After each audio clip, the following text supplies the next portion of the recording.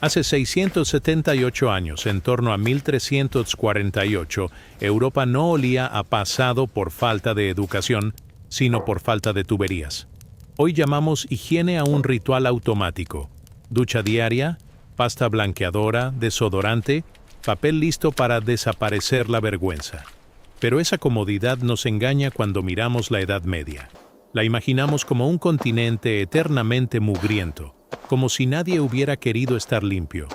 En realidad, lo que cambiaba no era el deseo, sino la definición misma de estar limpio y el precio de conseguirlo. En un mundo donde cada cubo de agua exigía caminar, tirar de un pozo, cargar peso y, si se quería tibio, quemar combustible, bañarse por completo era una decisión económica y física, no un hábito.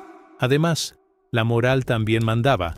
Para muchos, el cuerpo demasiado perfumado sugería vanidad, y la austeridad podía convertirse en virtud. Así que, la higiene medieval fue una negociación constante entre recursos, trabajo y creencias. No una ausencia total, sino otra lógica. En este viaje, vamos a desmontar el cliché desde dentro, siguiendo el hilo cotidiano de la limpieza real. Primero, por qué las duchas como las entendemos eran raras. Después, cómo el lavado se concentraba en manos, rostro y boca, justo donde se come, se reza y se saluda. Luego, qué hacía la gente cuando no existía el papel higiénico y la intimidad era un lujo. Y por último, cómo se convivía con olores y pequeños invasores, controlándolos con cambios de lino, hierbas aromáticas, lavanderas y paciencia. Porque si queremos entender la verdadera higiene medieval, no debemos preguntar por qué no se bañaban como nosotros, sino cómo se mantenían humanos con las reglas y límites de su tiempo. Cierra los ojos. Una calle estrecha, barro en invierno, polvo en verano, animales cerca, manos compartiendo pan y jarras. Allí la limpieza no era un lujo, sino una estrategia para trabajar y conservar dignidad. Eso es lo que vamos a mirar, sin burla, la higiene tal como fue, no tal como la imaginamos. En la Europa medieval, el baño completo no era un gesto pequeño repetido cada mañana, sino una escena que había que fabricar. Primero existía el agua, después había que alcanzarla. No caía del techo ni esperaba detrás de una llave. Estaba en un pozo, en un río cercano, en una fuente comunal que podía quedar lejos. Y cada cubo significaba ida y vuelta, peso en los brazos, tiempo robado al campo o al taller. La limpieza empezaba con el cuerpo trabajando, sudando, y ahí aparece la ironía que persigue a toda la higiene de la época. Para lavarse, a menudo había que ensuciarse de nuevo. Si además se quería calor, el problema se volvía más caro porque el agua tibia pedía combustible y el combustible era vida. Leña para cocinar, para sobrevivir al frío, para mantener un hogar respirable. Por eso la ducha diaria, entendida como inmersión del cuerpo entero en agua abundante, era un privilegio improbable. No por falta de deseo, sino por el costo real de convertir el deseo en hábito.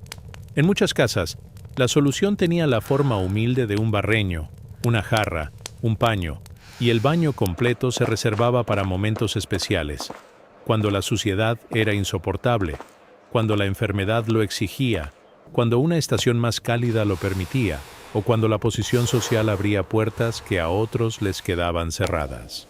Las normas monásticas, por ejemplo, muestran cómo la limpieza también se negociaba con la idea de virtud.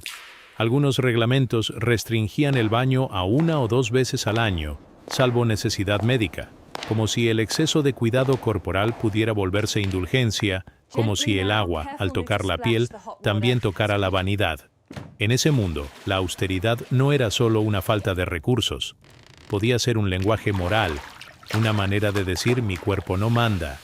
Sin embargo, reducirlo todo a una Europa que no se bañaba sería otra caricatura, igual de cómoda y falsa.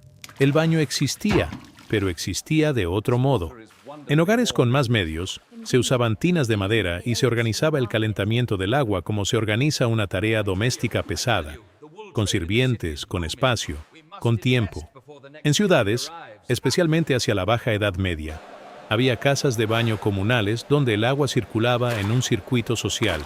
Se iba a lavarse, sí, pero también a conversar, negociar, descansar, porque la higiene no se separaba fácilmente de la vida pública. Aún así, incluso esos lugares convivían con sospechas y límites. El cuerpo desnudo podía invitar a lecturas morales, y la línea entre cuidado y ostentación era fina en una cultura que discutía constantemente dónde termina la necesidad y dónde empieza el exceso. El resultado fue una higiene hecha de decisiones prácticas. Si el trabajo diario desgastaba la piel, si el barro se pegaba a las piernas, si el humo del hogar se quedaba en el pelo, se buscaban modos de aliviar sin gastar lo imposible. Se aceptaba que el baño total no era rutina, pero no por eso se abandonaba la idea de estar presentable. El agua, en lugar de ser un río privado dentro de cada casa, era un recurso compartido, conquistado y administrado, y esa administración moldeaba el cuerpo. Menos inmersión, más economía de movimientos, menos ducha, más estrategias. Y en esa frontera entre lo que se quiere y lo que se puede, la higiene medieval revela su verdad. No es la historia de gente que eligió la suciedad, sino la historia de una sociedad que aprendió a limpiar con lo que tenía, sin la ilusión moderna de que la limpieza es automática. La higiene medieval se entendía como un mapa del cuerpo con fronteras claras.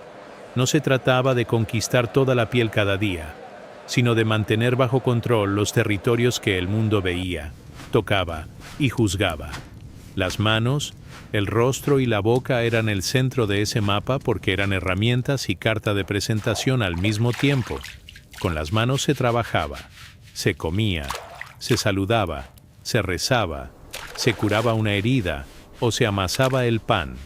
Y en una sociedad donde la mayor parte de la población vivía de labores físicas, la suciedad se acumulaba con una rapidez inevitable. Por eso el lavado cotidiano, cuando ocurría, solía ser breve y estratégico. Un cuenco, un paño, un poco de agua que se raciona como se raciona una vela en la noche, y el gesto repetido de frotar lo visible para recuperar dignidad. El rostro también importaba porque concentraba la identidad. El polvo del camino, el humo del hogar, el sudor del campo podían borrar la expresión, endurecer la piel, apagar el brillo de los ojos, y lavar la cara era una forma de volver a ser alguien ante los demás. En la boca, el cuidado tenía una dimensión casi ceremonial. Los dientes eran parte del habla, y el habla era poder, contrato, oración, reputación. En textos de consejos domésticos y médicos aparece la insistencia en enjuagar, limpiar, perfumar el aliento, porque el aliento viaja más lejos que el cuerpo y delata al que habla incluso antes de que termine la frase. Si hoy la higiene se asocia a fragancias, en ese tiempo a menudo se asociaba a gestos. Enjuagar, frotar, peinar, cambiar lo que toca la piel, airear lo que encierra olores. El lino, por ejemplo, era una pieza clave, una especie de filtro íntimo entre el cuerpo y la ropa exterior. Cuando se podía cambiar y lavar con frecuencia, se reducía la carga de sudor, grasa, polvo y visitantes indeseados, y la limpieza se volvía menos una lucha contra la piel y más una administración de capas. Quien tenía medios podía permitirse más cambios, más lavado, más atención, y esa diferencia social se sentía incluso sin palabras. El que huele mejor, el que lleva ropa interior más clara, el que presenta manos menos marcadas, exhibe un tipo de estabilidad, pero incluso donde la pobreza imponía límites, el deseo de no resultar repulsivo seguía vivo. No era una Europa resignada a la inmundicia, era una Europa haciendo equilibrio con lo posible, lavando lo que la convivencia exige. Hay, además, una dimensión moral que colorea estas decisiones. Ciertas partes del cuerpo eran vistas con sospecha cuando el lavado se acercaba demasiado a la idea de placer o de cuidado excesivo, y la frontera entre higiene y vanidad podía trazarse con severidad. En un mundo mayoritariamente cristiano y acostumbrado a leer el cuerpo como símbolo, lo visible adquiría prioridad. Las manos limpias podían significar respeto, decoro, incluso pureza. El rostro lavado podía sugerir orden interior. La boca cuidada podía ser señal de dominio sobre uno mismo. La higiene parcial entonces no era un descuido sino una estética de la necesidad, una forma de sostener la vida social con recursos limitados, donde el cuerpo se limpiaba allí donde el cuerpo entra en contacto con los otros. Y al mismo tiempo, esa selección de zonas preparaba una paradoja que se siente debajo de la piel. Mientras el mundo exterior se mantiene presentable, lo íntimo queda sujeto a otras reglas, a tabúes, a silencios, y la limpieza se vuelve una coreografía que revela tanto lo que una sociedad puede hacer como lo que una sociedad prefiere no nombrar. La Edad Media no carecía de la necesidad, carecía de un objeto que hoy damos por tan obvio que casi no lo vemos. El papel higiénico como solución rápida, limpia y privada. En su lugar había un repertorio de recursos modestos, determinados por el entorno y por la economía, como si la higiene tuviera que improvisarse con lo que el mundo dejaba a mano. En una casa campesina, lo cotidiano podía resolverse con paja suave, hierba seca, hojas grandes cuando la estación las ofrecía, musgo en zonas húmedas, trapos gastados que ya no servían para vestir pero todavía podían servir para limpiar. En contextos urbanos, donde la tela circulaba más, existían paños y retales, y también la posibilidad de usar agua, aunque esa posibilidad no siempre significaba abundancia. Nada de esto era elegante, pero era coherente con una cultura que racionaba lo esencial y que entendía el cuerpo como un asunto práctico antes que como una vitrina. Lo más importante, sin embargo, no es la lista de sustitutos, sino el marco. El acto íntimo no se vivía en la cápsula hermética de un baño moderno, sino dentro de un paisaje doméstico, donde la privacidad era limitada y la convivencia intensa. Había letrinas comunitarias, pozos negros, patios traseros, rincones apartados. En castillos y casas acomodadas, los garderobes colgaban sobre fosos o conductos, recordando que el confort también tenía arquitectura, aunque distara de la limpieza aséptica de hoy. Y en el interior de muchas viviendas, sobre todo por la noche o en invierno, aparecía el orinal como extensión del hogar, un objeto discreto, necesario, que evitaba salir al frío o cruzar la oscuridad de un patio. El resultado era una relación distinta con los olores y con el manejo de residuos, una relación donde el problema no se resolvía con una descarga de agua, sino con rutinas sociales: vaciar, transportar, enterrar, reutilizar lo que pudiera reutilizarse y mantener la casa habitable con ventilación, ceniza, cal o hierbas aromáticas, porque el olor no era un accidente aislado, era una variable cotidiana que se intentaba domesticar. En ese mundo, la higiene íntima quedaba atrapada entre dos fuerzas. Por un lado, el impulso natural de limpiar. Por otro, el peso de costumbres, pudores y sospechas morales, que a veces miraban ciertos cuidados como exceso o como amenaza a la modestia. Lavarse donde nadie mira podía ser práctico, pero también podía cargar con interpretaciones ajenas, y esa tensión empujaba a soluciones discretas, parciales, silenciosas, más cerca de la necesidad que del bienestar. Incluso cuando el agua se usaba, no era el gesto despreocupado de abrir un grifo, sino un gasto medido.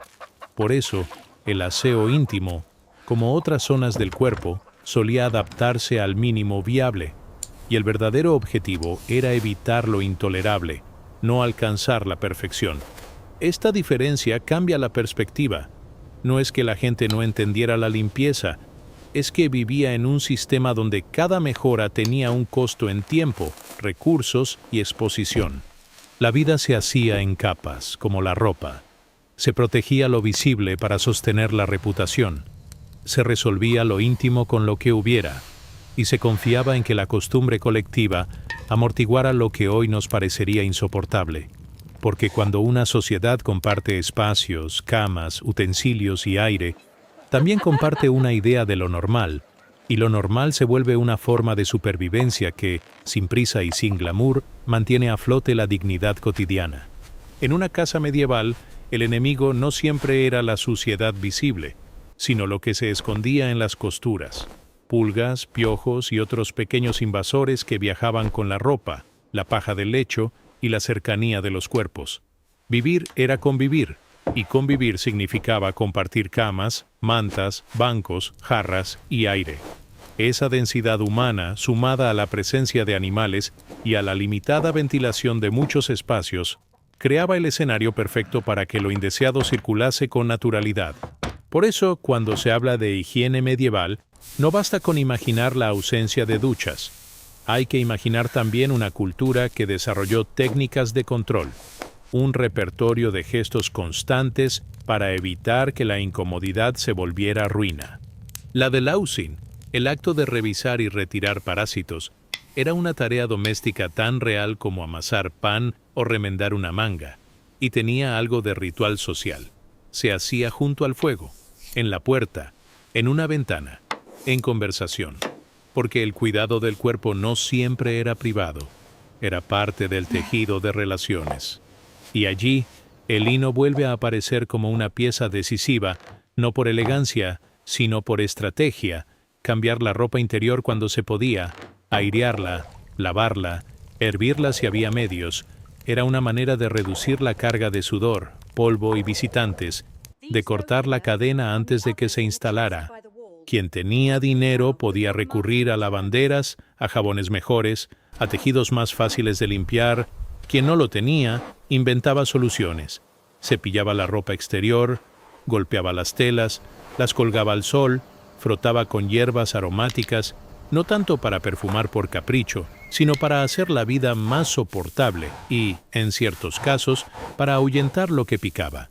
En las ciudades, donde el trabajo colectivo dejaba huellas en el paisaje, existían lugares junto a ríos o muelles dedicados al lavado, y el acto de limpiar la ropa se volvía una escena pública más, con manos rojas por el agua fría, con conversaciones, con paciencia, porque la higiene, a falta de tecnología, era tiempo convertido en cuidado. Los olores también seguían reglas distintas. El humo era parte de la casa, el barro parte del camino, el sudor parte del trabajo, y el sentido del olfato aprendía a vivir dentro de esa normalidad. Se intentaba contenerlo más intenso, ventilar cuando el clima lo permitía, esparcir plantas, mantener la ropa lo menos cargada posible, pero no existía la expectativa moderna de neutralidad absoluta, esa idea de que un cuerpo debe oler a nada, y al mismo tiempo no era una cultura indiferente. Lo repulsivo seguía siendo repulsivo, la incomodidad seguía siendo incomodidad, y la prueba está en el esfuerzo cotidiano por controlar lo que se podía controlar sin convertirlo en obsesión. Incluso las historias de santidad que celebraban la austeridad, con su lenguaje duro y sus símbolos de penitencia, funcionan como excepción llamativa precisamente porque a la mayoría le importaba mantenerse presentable dentro de lo posible. Lo extremo llama la atención porque el centro buscaba equilibrio. Así, la higiene medieval se revela como una negociación constante entre cuerpo y mundo, una defensa contra el caos de lo cotidiano más que una persecución de pureza perfecta. Y cuando uno entiende esa lógica, el cliché se deshace. No era una época sin limpieza, era una época con otra forma de medirla. Al final, quizá la frase más justa no habla de perfume ni de jabón, sino de contexto. Donde todos huelen, nadie huele. Y esa normalidad compartida era parte de la manera en que la gente, sin duchas y sin papel, seguía viviendo, trabajando y sosteniendo su dignidad.